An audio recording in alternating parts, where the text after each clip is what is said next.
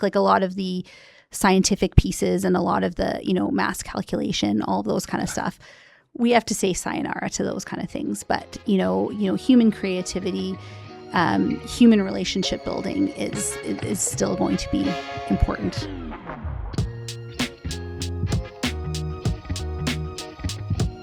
Welcome to another episode of Sell Me This Podcast. This week, we have an incredible conversation with Zoe Harrison, where we talk about all things risk, board governance when it comes to AI, and the role that technology plays in financial and highly regulated institutions. Enjoy. Welcome to another episode of Sell Me This Podcast. I am super excited for today's conversation, and we're going to dive right into it. Zoe, I'm super honored to have you today. We met for coffee, I don't know, it feels like probably 3 or 4 months ago. I think so, yeah. I think we've rescheduled this a few times based on some unplanned surgeries, and the world kind of took over a tiny bit. But really excited that we got to do this today. We're going to jump right into things. Why don't you tell me a little bit about yourself, your life story, and kind of where you came from? Sure. Proud Calgarian. Moved here as a child when I was about 10 years old. My background is in risk management, but I've spent the last 20 years working in corporate strategy in banks and insurance companies. And throughout that time, data, digital transformation, and more recently, AI has become a super important lens to be looking at corporate strategy through. And so that's kind of what I'm working on at the moment. Digital transformation in banks and insurance companies, a little bit of fintech work here and there to kind of keep me sharp and make sure I know what's happening in the industry. And that's really how we connected, was on that end. We met at Platform, a great spot in Calgary to connect with other entrepreneurs, other tech nerds, and super excited to be here. Thank you. Are you calling me a tech nerd? I am. Yeah. Takes one to call one. I feel I feel like we see each other in the crowd. Yes. So I will wear that with a badge of honor there. So, you alluded to it, we met at Platform. I've loved every conversation that we've had so far, and I feel like we see the world in a similar way. To dive right into things, the world is changing incredibly quickly right now, and I know that there's some big words and some big themes that always kind of pop up. You talked about AI, you talked about digital transformation. Mm-hmm. Risk is a really important lens to view those topics with. Mm-hmm. From your background, especially coming from the finance and the insurance side of things, what kind of gift does that give you as you're evaluating some of these new technologies? Well, I always say, like the best innovators, I actually find in the risk management department. And it's not something that people typically think of. When you think of a risk manager, you think of, typically the department is there to stop you from doing something dangerous, and they are. But I think from, an enterprise risk management lens, we are trained to look at things from, yes, mitigating the downside, but also making sure that we're putting things in place to make sure that we are able to achieve that upside and look at it from that perspective. I've always worked in highly regulated, very traditional organizations, and I like to say I'm the weirdest person they could ever imagine being in those environments. But I think it's a really interesting lens because you have to kind of understand the context and the environment that you're trying to innovate in, trying to make changes, but also make sure that you're pushing as hard as you can in the areas that need to be pushed. So it's really finding that balance and towing that line of kind of making sure you're pushing as far as you can, but within a boundary that works for the organization and what you're doing. So that makes a lot of sense to me. And I feel like that conversation around risk management is really prevalent in some of the more established regulated industries. But if you were to be talking to someone that maybe doesn't have that level of oversight, I think that the idea of risk management in its traditional sense is probably a little bit foreign as it's kind of pure discipline. Yeah. So if you were to explain to someone, if someone's tuned into the episode and they're like, what exactly is risk management? If you were to give the elevator pitch for risk management, kind of what does that world entail and what does that life look like? So the world of risk management is basically making sure you're creating the environment that you can achieve your business goals in a way that is sustainable and in a way that works for your organization. I think, one of the myths is that risk basically tells you that you can't do anything. But I really find that coming from a risk lens allows you to do so much more because you're preparing for what could go wrong. You're thinking about, okay, what could go wrong? And then from that perspective, you mitigate. And so rather than kind of saying, yes, I'm 100% in, I really want to do this, and just going gung-ho without thinking about things, or the other side of being like, oh, that feels risky, I'm not doing that. You're going through a 4-step process of identifying what could go wrong, what are the risks, truly assessing them in terms of like, okay, if this happened, how bad would this be? And how likely is it that it's going to happen? And that gives you a little bit of a better sense of, how truly risky something is and what you might have to put in place to kind of reduce that risk a little bit. So that kind of phase we call mitigation. So once you've kind of assessed how bad and how likely it is that this is going to happen, you put things in place to make sure it's less likely, and if it does happen, less bad.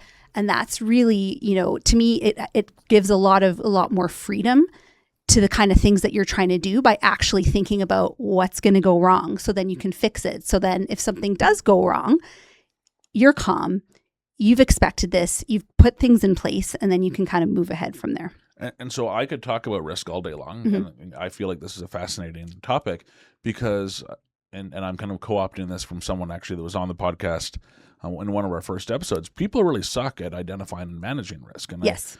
There is a really interesting article that came out that kind of talked about, we've evolved to kind of be looking on the horizon for the lion that's about to eat us. Mm-hmm. And some of the risk that we're trying to contemplate now can seem really overwhelming, really scary, or just even hard to wrap our heads around. Yeah. Let alone with the technology advancement, but just think about the business environment. Yeah. Yeah. And I think, it can feel overwhelming. And that's why there's the tendency, if you haven't been kind of trained in that, or if you're not naturally you don't naturally have that lens and think things through, it can feel super overwhelming. So really the focus is kind of like using your approach of identifying, assessing, mitigation, and practicing that muscle when you're kind of going through really helps. Also breaking the big nebulous scary thing down into more manageable pieces. I always tell my 13-year-old daughter, how do you eat an elephant? One bite at a time. And that's really, a great lens to look at something that feels very scary. It's really taking a look and diving in and seeing what components are in that risk and figuring out how you can kind of start working with those individual pieces. That gives you a lot more comfort. So that makes a lot of sense. And so is there formal training that you need, or is it a muscle that you need to build up? Is it a combination of both? How does one become a seasoned risk manager, or even advising around some of this risk? I think if you want to go into the formal places of risk management, absolutely, there's training. You can take your Canadian risk manager. There's financial risk management. There's a whole episode that could be dedicated to how you can get that formal piece. But really, to me, as an innovator, I'm not directly working in risk, in a formal risk role, but I apply a risk perspective at all times, right? So I think everybody can start thinking about, really understanding and breaking down the risk, assessing how bad, how often, and figuring out the mitigations around there. And that to me is a muscle. That's a way that I think, that's a way that I'm able to feel comfortable taking larger risks, because I don't actually think those risks are that big in the end. I've broken them down into manageable pieces, control what I can control, and then it's a much smaller leap to kind of go that far to do something new or to implement a new technology if you've done that breakdown piece. And I think that's for everyone, and to give people a lot more comfort as they're working in whatever area they're in. I love how you frame that, and to maybe even kind of add on what you're saying. If I'm understanding it properly, you're really saying that by understanding that problem, breaking it into those smaller chunks, it no longer is this kind of big ominous leap forward. It's really how do we just take these logical steps now, and you take the emotion out of it. Absolutely. So are you a risk forward person? Like Zoe is a human being outside of the work and the consulting. Like, are you a risk averse person in general, or is this? You know what? I would say people probably on the surface think that I'm not risk averse, because I think naturally part of it is my personality, and B, I've been trained for 20 years to do these assessments, and I do it quite naturally in terms of breaking it down, doing the identification and assessment and mitigation. That's naturally how I feel. I see things. Probably what people who don't know me well look at me, running off and doing something new, switching careers, trying skydiving, all of these kind of things. And people don't necessarily expect me as a risk manager or someone who's worked in, a very traditional industry to be doing these things. And to me, I feel like I'm just doing my due diligence and allowing myself to take bigger risks because I've broken them down and I truly understand what I'm taking on. So it's no longer the risk; it's more of just the next step. Yeah. Because you understand all the inputs and outputs. Absolutely, I feel very comfortable because I've naturally kind of gone through my preparation on the inside. Yeah, and then people are probably like, "Whoa, you've changed your mind. You've done this." I'm like, "No, I've gone through all the scenarios. I figured it out. I'm very comfortable with this." That reminds me a lot, and I used to do a lot of work in more of the kind of GRC and security space, and I hated the narrative, and I was always upset with the narrative that security is this big, bad, scary thing. Yes. And, here's all the threat actors, and the bad thing is going to happen, and someone's going to ransom your company, and those are all real threats and real risks you have to mitigate. Yeah. But I always loved the conversation of security being the thing that unlocks everything else. 100%. And it allows you to do all the things you want to do because you have the framework to be able to trust what you're wanting to do. If you want to work from the cabin, if you want to work from the camping spot, you can do that because you trust that the security protocols are in place. And it sounds like just exploding that to kind of one level higher is kind of the work that you're doing. Yeah, absolutely. I think, it's what the purpose of enterprise risk is not to block you from achieving your business goals. It's to actually make it happen and build that trust in there. I think sometimes risk management gets a bad rap that it's, a checklist and it's just, barrier after barrier. But I really like the way that you frame that there around. It's creating trust. It's creating a safe space to be able to innovate, do something new, and actually achieve the business goals that you're going for. So you're not Toby from The Office that's just coming down and be like, no, you can't do this and can't do this. And, No. It is a reputation that we have, but it's something that I'm actively railing against and fighting against. It's your life's mission. You're like, it's my life's mission. That and having a grounded conversation about AI. Those are my two things for the year. So let's move over to the grounded conversation around AI because I think these things do go hand in hand.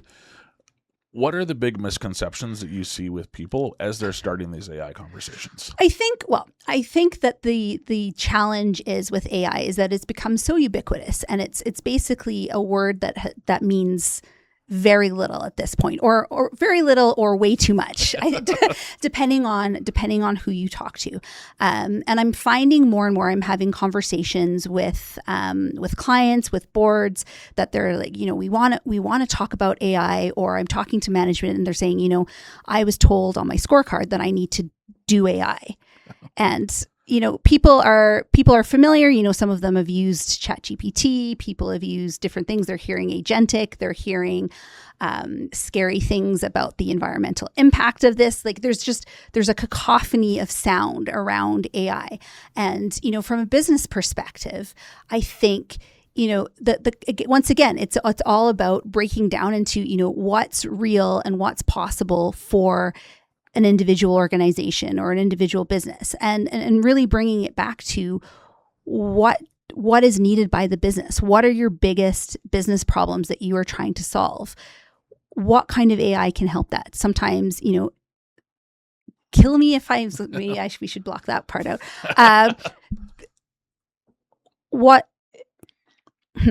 I would say about AI, sorry, I'm like stalling here now. Where are we going with this? You're talking about the cacophony of things. Yes, cacophony of sound. The key is to bring it into something that is relevant and makes sense for your organization. So it's always bringing back to the key knowledge domain, the key business problems that you're trying to solve. Sometimes AI can solve that, many different kinds of AI. Sometimes AI doesn't solve everything and it's not a panacea. So to me, it's taking a look, again, bringing yourself back to what the business problems are that you're looking at, and seeing kind of like then applying, what technology, be it AI, be it something else that can help you with that. Thank you so much for saying that. There's so many people, and I was having this conversation with one of our consultants this morning, that look at the power of what AI can do and get super excited, and maybe they're getting pressure from their board or their executive and saying, okay, well, we're just going to march around and say everyone use more AI. Yes. Make sure to just put your whole life into ChatGPT or Claude or whatever it may be, and now you're doing AI. Yeah. And I kind of liken it to, imagine if you're building like a kid's treehouse and you show up with like big backhoe. Yeah. It's a very powerful tool. It's going to be really ineffective for solving the problem of building a kid's treehouse with this giant piece of machinery. And I think that you would hit the nail on the head. What is the right tool for the job? What is the thing we're trying to do? And then apply technology afterwards. Yeah. Versus lead with technology. I feel like that would be never work. Yeah, and it's hard because we're techies, we're data nerds. Like it's exciting to be able to do that, but especially now in this era, people are looking for return on investment in AI. And so that means getting really focused again on what your business problems are and how you're going to solve it. So not just AI for the sake of AI. And so I'd love to kind of, bring the AI conversation down to earth a tiny bit too, because around that business case side of things. Yes. I think that there is this incredibly Shangri-La vision of what AI can do and what the roadmap of AI looks like. And I'm an AI optimist. I think that the world is going to be a much better place when we get some of these technologies doing the things that they're hopefully can do. But we're on a path there, and I don't think we've arrived yet. Where are you seeing organizations start to realize some of that ROI, some of that, like the actual tangible investments, or are we there yet? Like, because I still I'm looking for those use cases. Yes. That seem to be few and far between of where it practically is making a difference. Yeah. Well, I think we're in a bit of a transition now where, the last few years has been focused on experimentation, and a lot of different kind of people putting money in different places just to see kind of what works and what doesn't. And so now I think people are coming towards the reality of, the AI is only as good as your data. And that is, I think, a big challenge for a lot of organizations, particularly the legacy organizations that I work with. These are organizations that have been around for a long time, have gone from analog to digital. There's M&As, there's stuff on paper, regulations mean that we have to have things in certain formats, on-prem, on cloud. There's a whole bigger picture on that. So to me, even before I start talking about, AI solutions, a lot of boards and a lot of organizations have never had, a really deep and serious conversation about their data quality, where their data's at, those kind of things. So again, like to me, the real ROI is taking a look at your business. What are the business problems? And also looking at, where's your data? How is your data? What's the quality of it? And seeing there.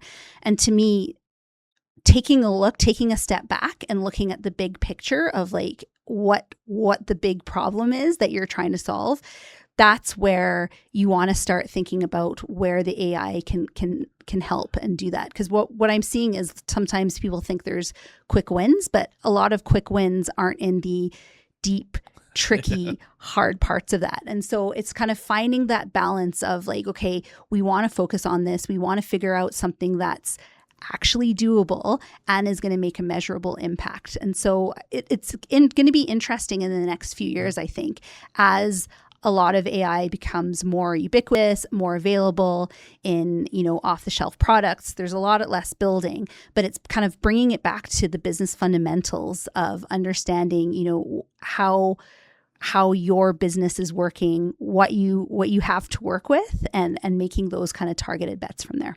And so how are you having those conversations? Because I think that, balancing that immediacy of some of the ROI, yeah, and then saying, okay, here's the finish line, yeah, but we have to do all this work here, which is the data foundation work, yeah, which is, you're talking my language, the most important work to do yeah, right now, and it's going to set up for such long-term success. But that doesn't, it's hard to justify the ROI of the data cleanup project. Correct. Well, you can use AI to help that, It's true. Yeah. I think a big part of that is working with people to help them understand the AI journey, that it's not just this clean, beautiful, you plug in an API and you're ready to go. It's being very transparent and showing, the amount of work that it's going to take to bring things together. And what I find is there's a lot of that kind of data cleanup and those kind of unsung heroes. A lot of that work is going on, but it's not connected to the business goals of what we're doing, the AI story that you're trying to tell. So I'm spending a lot of time kind of trying to weave in these very necessary, maybe less exciting projects that have to come in there as core components of the AI story. Because I think people are very excited to talk about AI and people are pumped to be on the AI project and in there. But it's a lot bigger. And in order for it to be successful, it has to involve other areas of the business. So I'm really focused on connecting those stories, connecting those pieces into a cohesive story that stakeholders can understand, that business people can understand, and ultimately that a board can understand. And so you mentioned boards, and I feel like this is one of the reasons that I think we originally first connected. I feel like, and hopefully this isn't an overstatement or an understatement, you're kind of like the board whisperer in Calgary here. And I know you do a lot of work with boards yourself, but also a lot of discussions around how to properly set up boards, around kind of board governance. Yeah. At a board level, how are these AI conversations evolving? It's really challenging because people understand that this is a transformational piece of technology, and you cannot escape the AI conversation. And there's a lot of worry, I think, at the board level in terms of are we going too fast? Are we going too slow? I don't really understand it, and so again, it's all trying to bring it down into an area that people understand. And usually, like when you're on the board, there's an expertise in the business that you're trying to do, and boards are responsible for the vision of an organization. And so if you can kind of, again, connect what potentially you're doing with AI to the vision and make sure that there's a clean path to there, that really helps with that conversation. Because I think there's a lot of worry and there's a lot of unknown, but to me, it's bringing it back to a space where people feel comfortable in. And a lot of times that's around the vision, that's around the business problems or your business aspirations, and helping frame it within that level. So again, you're taking the elephant and you're finding those bites to feed your management, you're taking those bites to feed the board to kind of help people break this piece down. Because it's just too big to say, like, okay, what about AI? And my response is like, well, what about AI? Like, what do you want to talk about? And I think keeping it focused on the business vision, the business goals, and the business problems that you're coming across that are blocking you from achieving that is a great place to start, and it's a place that people feel comfortable to having that conversation. Totally. So if we were like, let's say that you walked in and this is a boardroom. This is the most informal boardroom I love alive. It's good. But this is a board meeting and you're new to the board. Like, what are some of the questions that you're asking that board if you're trying to get a lay of the land, in terms of what that strategy is? Because I agree completely with what you're saying. Coming in and be like, we should do more AI is like saying like we should have more technology. Yeah. It's just not a productive statement. Yes. But But how do you uncover some of those things if you're kind of understanding that lay of the land? That's an interesting question. So I think, again, coming back, I almost don't call myself an AI consultant. Like I consider myself a business consultant. So it's bringing it back to what are the challenges that you're working with. Also taking a look at what current state is, because I think now especially there's a lot of AI. If you're working with third-party vendors, even if you as an organization aren't using AI, you're probably touching an organization or using technology that has it there somewhere. So even starting the project of beginning to identify where it's being used currently, where it could be used, those kind of conversations, that makes it a lot easier to bite off and chew. From a board perspective, there's also kind of an oversight challenge of, I'm not sure how to have oversight of AI. And the first conversation that I always like to have is with management and kind of just understanding where it's being used, what their view is on it. Ideally, they've got some sort of reference to the use of artificial intelligence, either in a standalone policy or at the very least, maybe within their, vendor management, third-party policy stuff. So again, having a policy conversation with boards is easy. That's our bread and butter. That's the day piece. So every single time I'm trying to bring it back and anchor it in something that people feel comfortable and okay talking about, because that feels less nebulous and feels like, okay, I can figure out how I'm going to use this and what I'm going to do about it. So if I'm hearing you properly, you're talking about almost combining those two worlds where you bring that risk conversation over towards that technology side and then kind of create some of those parameters that they're familiar with from that kind of traditional business acumen. Yeah. To be able to ingest some of that technology. Absolutely. So speaking of risk in AI, like I find this a fascinating discussion right now as well. I think there's so much unknown with some of the models, some of the way that things are working. And policy and governance around how you're using AI, like once you've kind of crossed that magical bridge into starting to use some of these solutions, how does that conversation unfold around what does an organization's risk profile look like from an AI standpoint? That's getting deep. We're diving in deep. we're diving in deep there. So I think around all of that, transparency is very important. Documentation is very important, but also understanding where the areas are that are maybe less defined and less fuzzy. And to me, any kind of risk management and oversight, like you never want to turn into a documentation organization, right? Like you're trying to achieve business goals. You're trying to do whatever it is that the organization is trying to achieve. So to me, it's looking at what are the riskiest areas, where are the pieces that, okay, we really need to have a really strong handle on, how we're using technology, where we're doing that. And again, like that's not an AI problem. That is a risk management problem. So it's applying the same way. It's just another element of that. And so it's figuring out kind of where are the riskiest areas and focusing and prioritizing that. And that's kind of where you're starting with the risk management, with policy, those kind of pieces, because you can absolutely grind to a halt trying to like de-risk everything. Yeah. Again, it's figuring out what the priorities are, what's kind of highest risk that we need to start taking down into a more manageable level. Are you seeing some of the risk appetite start to increase as some of these technologies are maybe changing the velocity that some of these organizations are wanting to move at?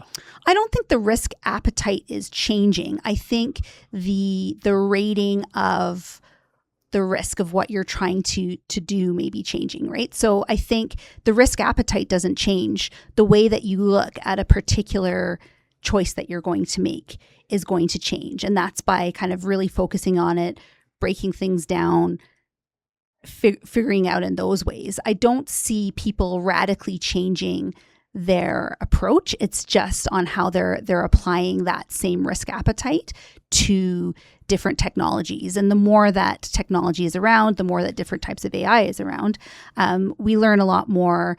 There's a huge push on safe AI and a focus on transparency. So we're learning more as we go. So something that maybe felt very scary 2 years ago doesn't feel so scary now. And an example of that is, you saw a lot of big enterprises years ago completely banning LLMs, ChatGPT, those kind of things, because there's a lot of unknown and people weren't sure how to manage that. Now you're seeing a lot of, internal instances, ways that they've managed some of the risks of using this technology. So, the appetite hasn't changed, but what's available to them and their understanding of the technology has, and makes it a lot more compatible with the appetite. So in terms of the education side of things, and you talked about even their understanding of the technology. Yes. How do you feel like the education space is from an AI standpoint? Because I feel like there's such, disparity in some of the conversations. And I'm sure you probably find yourself in the same rooms where, someone is super gung-ho and they seem to know all the ins and outs of the risk, and someone is still struggling to turn on their computer. Yeah. It's challenging. And I think, again, it depends, like the type of education that's needed needs to be customized for the type of role people are doing, and potentially, that the way they learn or their appetite for this. I will say, it's drinking from the fire hose a lot of times. And, where I find the greatest benefit as someone who's very interested in this space and has a professional and personal interest in this piece. I've curated a lot of interesting people on LinkedIn, and over the last 4 years, it's amazing to see some people who are maybe a bit more academic in the space and researchers sharing what they're finding, sharing white papers, those kind of things. And so to me, for someone who's very interested in this space, looking for informal ways to connect with people directly working in this space has been so beneficial to me. I'm not a technical person, so I don't always understand everything in there, but it's amazing the amount of knowledge and sharing that people who are doing, really incredible things in the space, it's out there to consume.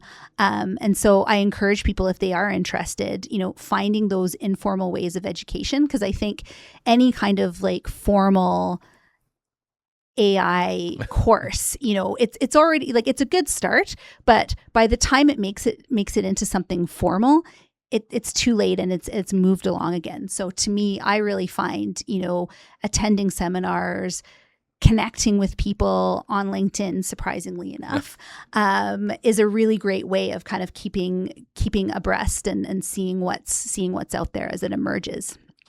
I love it, and I think that there's so many brilliant people out there that have so much to share. Yeah, and I think that if you tap them on the shoulder and say, hey, you know what, I'd love to learn about this, and not with the the secret pitch deck off to the side, yes. or the I'm sure you're no stranger to the hi, nice to meet you. Yeah. Insert automated message sequence here. Yeah. But I think general curiosity seems to be the superpower of the future. I think so. Are there any, without giving away the secret sauce, are there any places that you'd recommend that are like LinkedIn? I think is a wealth of knowledge. Yeah. If you can sift through some of the other stuff, sift through the high fives and thumbs up, I think you're good to go. Yeah. Those are good too. Those are important too.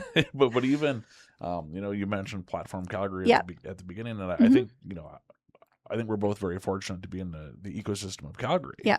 Which really seems to be exploding in a really positive way around some of the work that's being done, not just in AI, but in terms of that ecosystem and kind of elevating everyone up. Yep.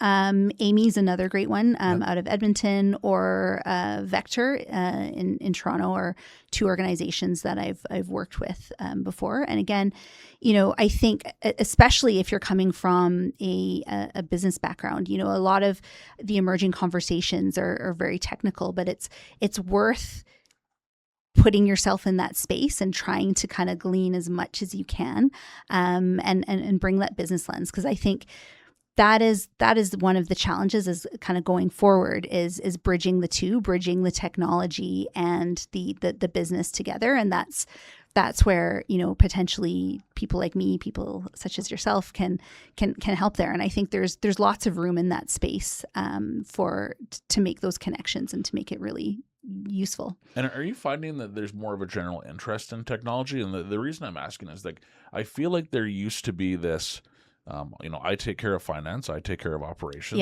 I take care of, widget B and C and D. Yeah. And then here's our technology team over here. Yeah. And, I think that or at least from my perspective, it seems to be bleeding over where I don't think you can be a CFO without understanding these things. I don't think you could be a COO. Yeah. Are you finding that desire to just have technology be part of all business operations really starting to creep in?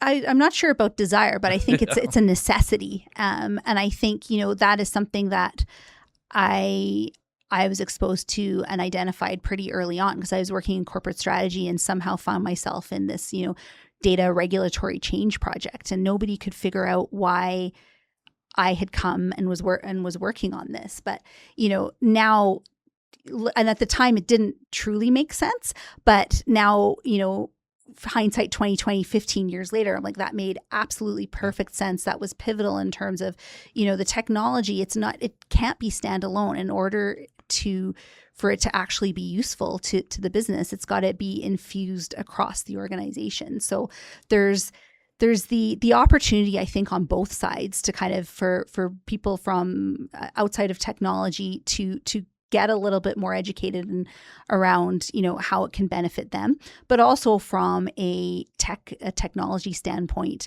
to figure out a little bit more about the business and how what they're doing applies. So it's just working cross-functionally that is beneficial to everyone. I think there's a lot of give and take. So as you were building your career, and this is a tiny bit of a pivot, but as you were building your career, did you see the kind of the end in mind? Like, did you have this really strategic aspiration that says, I'm going to see how the dots all connect, or were you more kind of go with the flow and just see where the world takes you here? Probably externally, like people looking in, it looked a little bit more go with the flow, but I think naturally, I use a risk management lens to look for opportunities. So I absolutely reached out for opportunities that may not have been like within the linear path of a risk manager who then went into strategy, who's now, in a tech piece. But absolutely, it was... I identified skills that I needed, and I knew that like the technology and the data piece. So I didn't know, exactly taking this project will mean that, I'm doing technology consulting and AI in 15 years. But I knew that there was components and skill sets that I needed to collect in order to have more options for myself. If you were giving advice to young or younger Zoe, what words of wisdom would you give yourself as you're kind of starting on that journey? I think the biggest thing is being curious and putting your hands up for things. I think particularly if you're working in corporate, nobody's going to map out, a non-linear, more interesting path. So you kind of have to look inside yourself, see what you're interested in, and maybe look a little bit broader in terms of,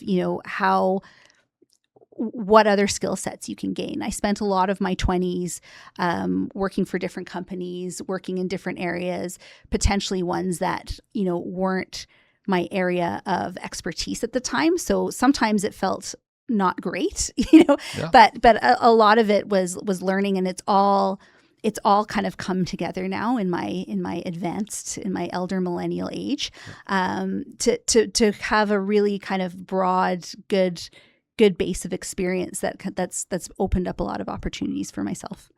I love it. And so, and I know you have, was it adolescent children? Yep. And so, they're not quite at the spot where they're picking their major quite yet. Yeah. But if you were to start thinking about advice that, for what work turns into, right? Because I think that there's this really interesting crossroads that's going to start to happen. And, and I know we talked about it earlier, there's a lot of doomsayers, but I think there's also an incredible amount of opportunity for what work and life can look like in the future. what words of wisdom would you give them, and maybe in a couple of years as they're embarking on kind of figuring out what they're. Well, as a mother of an 11 and 13-year-old, I have obviously no wisdom at all, according to my children.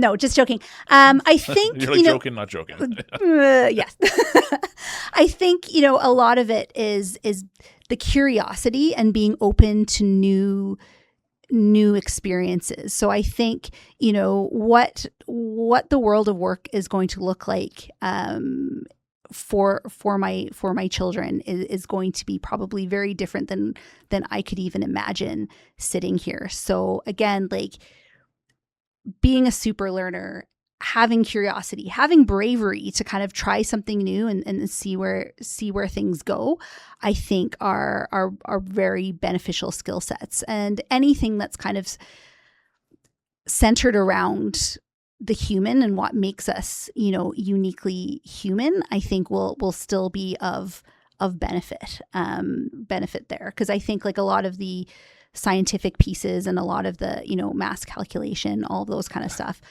we have to say sayonara to those kind of things. But, human creativity, human relationship building is still going to be important. And so it's finding those kind of building blocks, and what the final look of all those building blocks is going to be, I don't know. But just make sure you've got lots of different types of blocks so you're ready for whatever the future brings. A buffet of different blocks to plug in. Or I feel like I need to bring it back to an elephant analogy here somehow. But oh man, yeah. I don't know. Pin the no, I have no idea. Well, think one. My only elephant one that I have is the elephant looks. I'm probably going to butcher it. The elephant looks different depending on the view. Yes. I'm annihilating this analogy. So sorry to whoever came up with that. You've done some incredible work throughout your career. And you're offering that through your consulting practice. I think consulting is something that is changing. If you think about the influence of AI on things, like changing at the speed of light right now as well. And there's an incredible advantage to being kind of a small, nimble firm. Can you tell me a little bit about the work that you're doing with your strategy and innovation firm, and kind of what you've embarked on? Yeah, so I'm a solo practitioner at this point, so which kind of lets me have ultimate nimbleness.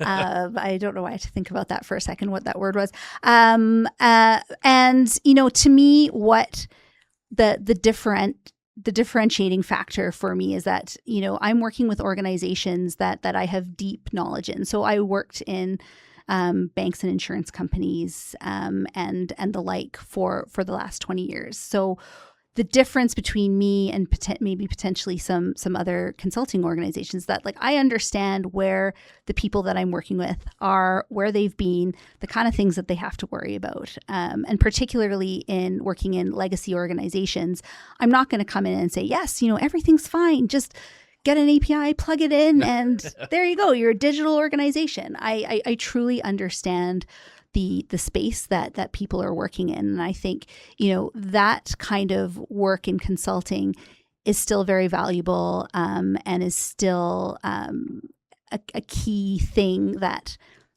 we can offer there is the personalized human level of understanding of what my clients are going through. I couldn't agree more. And we phrase it as, I think, for better or for worse, gone are the days of the intern with the playbook. Yeah. And people want an expert beside them. They want someone that's had the things that have gone really well, the things that have gone horribly where they've fallen on their face, and all of the experiences that come along with those. It keeps it exciting. So I'm going to end with our most exciting topic, which is, oh my goodness, policy. Yes. So okay. I know everyone loves policy. Yes. And so I think, especially in the industries that you're working in, there's a lot of regulation. Yep. There's a lot of different oversight. If we think about, more rigid environments like that, and then we think about the policy landscape, I feel like those two things aren't necessarily meshing up, especially when it comes to the speed that technology is happening right now. What are some of the things, like maybe some of the key observations that you have as you're helping customers navigate, a regulated environment with not a lot of government or policy oversight? Yes. as they're trying to move quickly to create value for their customers? Wow, that's big question a big question at the end. Yeah. Okay. So let me think about that. So I think again, it's coming. I'm a very practical person when it comes to policy, particularly if it's not something that's regulated. So to me, again, and I've been banging on about this entire thing. It's taking a look at what the issues are and what you're trying to use policy to guard against. So do you need a policy for absolutely everything if it's not required? No. Do you need to do the right thing? Yes. Do you need to, operate in a way that is as safe as possible while also letting you do what you're supposed to be doing? Yes. So it's all about figuring out, defining what the problem is, breaking it down, figuring out what needs to be covered off by policy, what you can and can't do, and going from there. I think we can't wait around for, policy and regulation to exist. It's going to take too long, and it's going to be possibly wrong and behind when we go possibly when we go there. But again, it's operating in an environment that that is transparent and that makes sense for your organization and is focused on doing the right thing. And I think, to me, having those guardrails and having those guidelines, that's kind of where you need to work in some of that, where there's policy ambiguity. I love it. I feel like you and I could continue this conversation for 73 years. It's been an absolute pleasure to have you on the show, Zoe. Any final words, any kind of thoughts that you wanted to share with our listeners before we wrap up?